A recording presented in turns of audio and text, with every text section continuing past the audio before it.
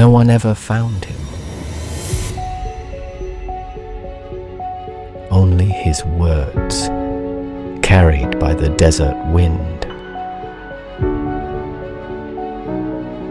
Out here, where hot winds carve the stones of time, the sands still guard secrets 3,000 years old. Of queens lost to history, sarcophagi carved with impossible skill, and a distant realm the ancients called Land of the Gods. Welcome to the unsolved mysteries of ancient Egypt.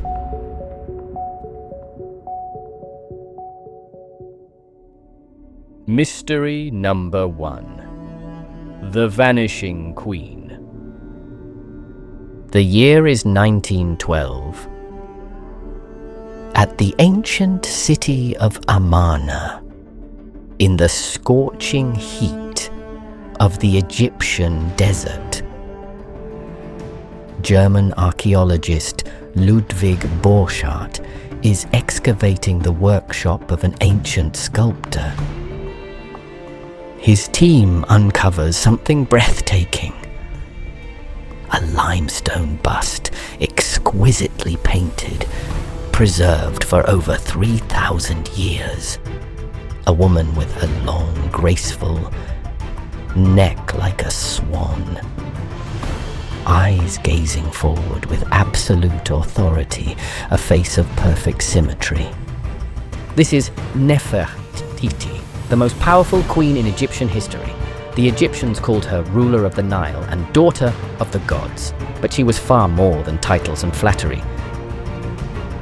Nefertiti was not merely a queen, she was co-regent with Pharaoh Akhenaten from 1353 to 1336 BCE. Equal power, equal authority, equal divine status. She served as the high priestess of the god Aten, the blazing sun disk, the center of the most radical religious revolution Egypt had ever seen. Akhenaten dared to do what no pharaoh before him had done. He abolished thousands of gods, closed their temples, erased their names from monuments, and declared that only one god existed, Aten, the sun. And beside him in this revolution stood Nefertiti. Not behind him, beside him. The evidence of her power is carved in stone. At the Brooklyn Museum, there's a stela known as the Wilbur Stela. In it, Nefertiti is depicted nearly equal in size to her husband. In Egyptian art, size means everything. Size equals power, size equals divinity, size equals authority. Only the pharaoh was carved largest. But Nefertiti breaks that rule. There's something even more extraordinary. Akhenaten's granite sarcophagus, discovered in his tomb, bears images of Nefertiti at all four corners. She stands protecting her husband's mummy, arms outstretched, like the goddesses Isis or Nephthys who guard the dead. This honor was unprecedented. No other queen, no other woman in 3,000 years of Egyptian history was given this privilege. Nefertiti wasn't just a queen, she was treated as a goddess in her own right. The royal family lived in Amarna, a city built from nothing, dedicated entirely to Aten. Palace reliefs show them with their 6 daughters. bathed in the rays of the sun disk. A family united in religious devotion and political power. But then, in the 12th year of Akhenaten's reign, around 1341 BCE, something happened. Nefertiti's name suddenly vanished, gone from stone monuments, gone from official inscriptions, gone from temple reliefs, as if she had never existed. No record of her death. No announcement of funeral rites. No tomb inscription. No curse or condemnation. The most powerful woman in the Egyptian empire, the co-ruler of the kingdom, simply disappeared. This is almost impossible in ancient Egypt. Death was the most important event in an Egyptian's life, especially for royalty. Elaborate funerals, massive tombs, eternal preservation. But for Nefertiti, nothing. Scholars have debated this mystery for over a century. Theory number 1.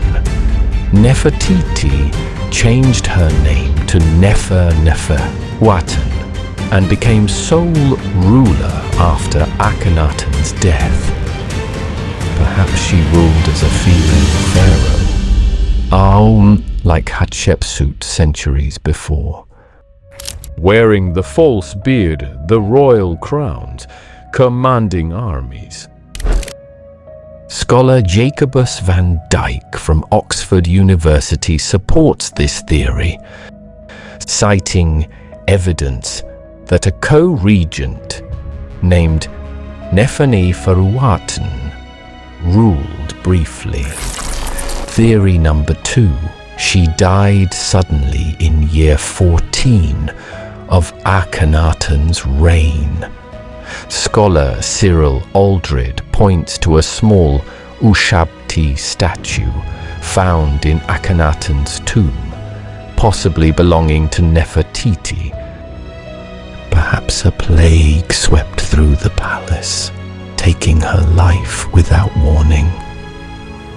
Theory number 3. She fell from power but survived.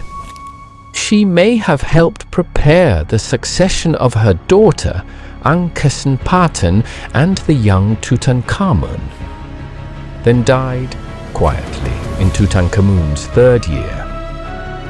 Around 1332 BCE, when he changed his name from Tutankhaten and restored the old gods. Her tomb has never been found. Some archaeologists believe she was buried in the mysterious tomb KV 55 in the Valley of the Kings. A tomb containing a male mummy, possibly Akhenaten, but with artifacts that suggest a female burial nearby.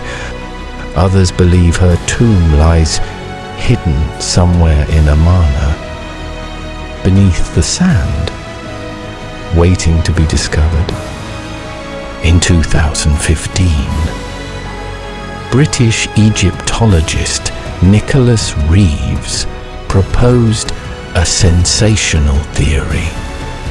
He believes Nefertiti is buried in a hidden chamber behind the walls of Tutankhamun's tomb. Radar scans showed possible hollow spaces, but excavation has been delayed. To this day, the most powerful queen in history remains lost. But the mysteries of Egypt don't only belong to kings and queens. Sometimes they lie deep underground, in places where the sun never reaches, in corridors carved from solid rock, in chambers that haven't seen light for 3 millennia. Follow me down into into the darkness, to the Serapeum of Saqqara. Mystery number 2. The impossible sarcophagi. The year is 1850, near the ruins of Memphis, once the capital of ancient Egypt.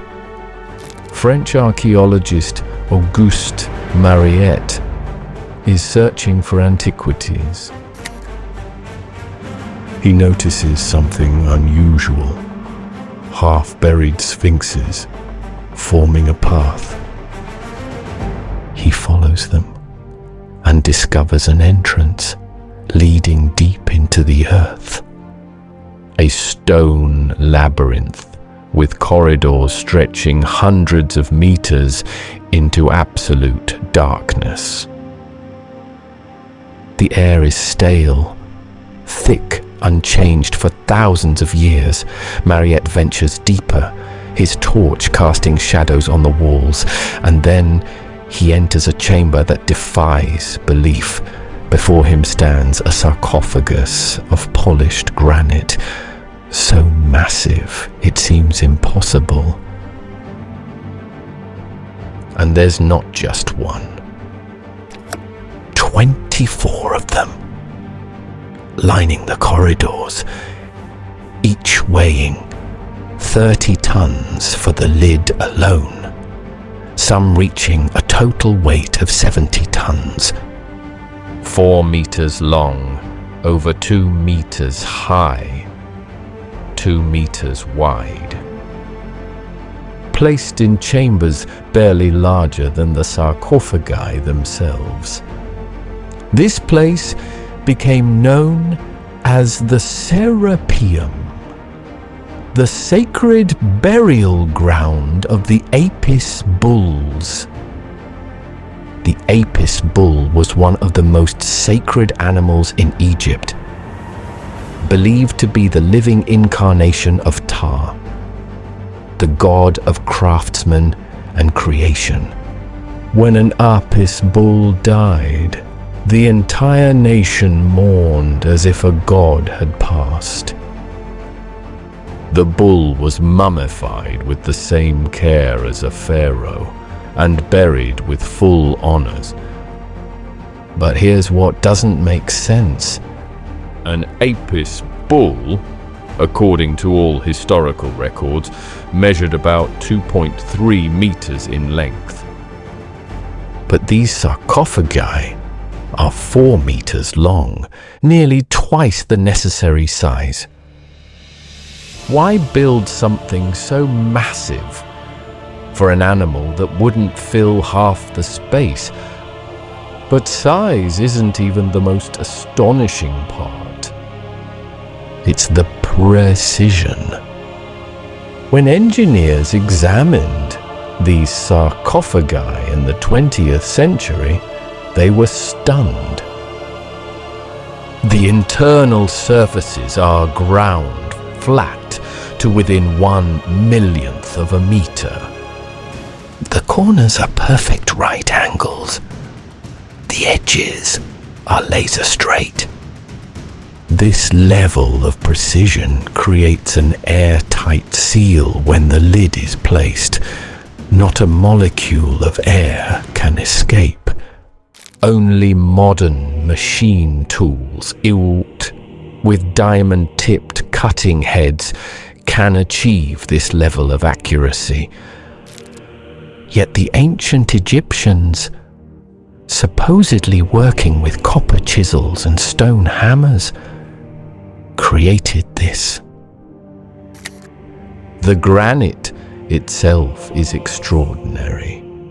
It's not local limestone or sandstone. This is Aswan red granite, one of the hardest stones on Earth, containing quartz crystals. Quartz can withstand compressive pressure of 200 megapascal. It's harder than steel, more durable than any stone used for pharaoh tombs. Why choose the hardest possible material? for a bull burial. And there's another mystery that puzzled Mariette. The ceiling of the Serapeum shows no soot marks, no black stains from torch smoke, no evidence of fire. But these chambers are deep underground, in complete darkness. How did the workers see? How did they carve, transport, and position these massive stones without light? And perhaps the greatest puzzle of all, the logistics. These granite blocks came from quarries near Aswan, over 800 kilometers away. They had to be cut from the bedrock, transported down the Nile on barges, then dragged overland to Saqqara. Then, somehow, maneuvered down narrow underground passages and positioned in chambers with mere centimeters of clearance. Even today, with hydraulic cranes and computer precision, this would be an engineering challenge. The traditional explanation is straightforward. These are the tombs of Apis bulls, sacred animals honored from the Old Kingdom period, 2686 to 2181 BCE. The bulls were mummified, placed in these sarcophagi, and sealed for eternity. But Mariette made a disturbing discovery. He found bull bones in only a few of the sarcophagi. No complete mummies, no elaborate wrappings, just scattered bones. Most of the sarcophagi were completely empty, and in his 1855 drawings, Mariette noted something strange. Several of the lids had been weighted down with additional stones to counter pressure from inside the sarcophagi. Pressure from inside. What could generate internal pressure strong enough to require counterweights? In 2005, researcher P.M.B. Fernandez proposed a controversial theory that shook the archaeological community. He suggested these weren't tombs at all. They were energy devices, giant batteries generating electricity through the piezoelectric effect. Here's how it would work. Quartz crystals in granite, when subjected to mechanical pressure, emit an electrical charge. This is proven physics, used in modern electronics. Fernandez theorized that the Egyptians filled the sarcophagi with organic materials, barley, bread, beer, and oleic acid from cattle. These materials undergo fermentation, producing carbon dioxide, gas, and ethanol. The gas builds pressure inside the sealed chamber, compressing the quartz-rich granite walls, and the compressed quartz emits light. In 2010, Japanese scientist Mamoru Kato published research on granite luminescence under pressure. He demonstrated that granite, when subjected to stress, can emit visible light without combustion. No fire needed, no smoke produced, just light from the stone itself. Could this explain the lack of soot?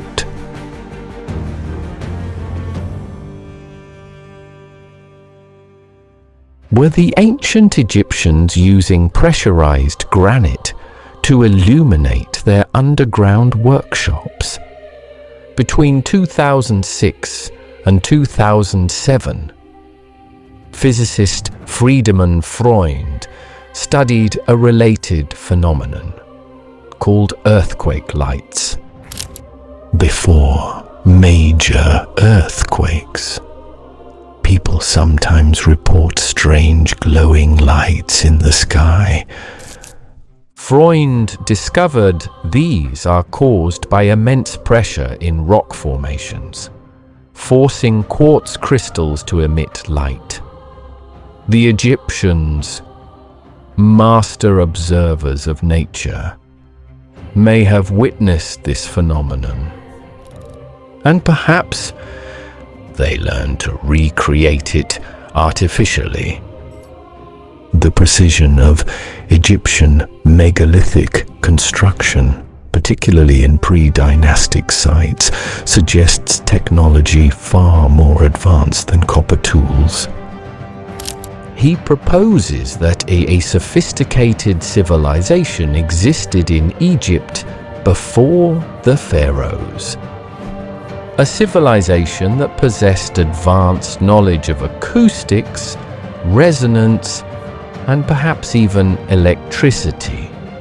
And the Sarcophagi might be one of their installations. To this day, mainstream archaeology rejects these alternative theories. The sarcophagi are simply bull tombs, built with extraordinary but explainable skill. But the mysteries remain unanswered. Why such massive size? Why impossible precision? Why the hardest stone? Why no evidence of lighting? And why were most of them empty? The Sarcophagi guards its secrets well. Now let's leave the underground darkness and journey to the sea. Because our next mystery takes us to a place that existed on the very edge of the ancient world. A land so exotic, so wealthy, that even the Egyptians considered it divine.